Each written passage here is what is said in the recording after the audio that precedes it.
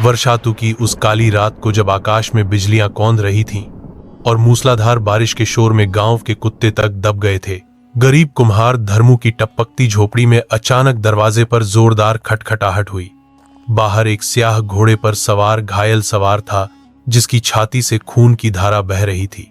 उसने हाथ में लिपटी रक्तरंजित पोटली धर्मू के हाथ में थमाते हुए हांफते हुए कहा, मैं राजा का गुप्तदूत। शत्रुओं ने घेर लिया। ये कोहिनूर के हीरे महाराज को सौंप देना। और वहीं बेहोश हो गया।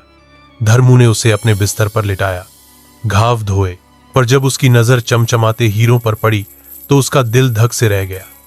इनसे तो उसकी बिस्तर पर पड़ी बुखार से तप रही पत्नी का इलाज हो सकता था, झोपड़ी की मरम्मत हो सकती थी, पर उसने झट से पोटली बांध दी और रात भर उस अजनबी की सेवा में लगा रहा।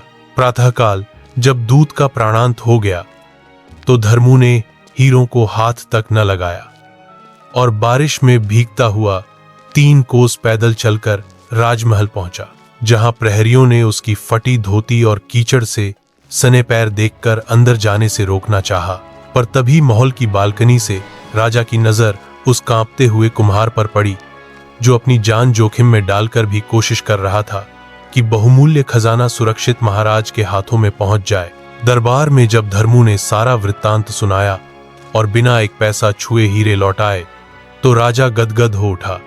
अरे मूर्ख, तू इनमें से एक हीरा भी बेच देता तो 7 जन्मों का राजा बन जाता। इस पर धर्मू ने सिर झुकाकर वह अमर वाक्य कहा, महाराज, मेरे हाथों की मिट्टी की खुशबू और मेरी आत्मा की ईमानदारी ही मेरा असली खजाना है। ये हीरे तो बस पत्थर हैं। यह सुनकर पूरा दरबार स्तब्ध रह गया और राजा ने न सिर्फ उसे राजकोष का अध्यक्ष नियुक्त किया, बल्कि उसकी पत्नी के लिए राजवैद्य भेजे।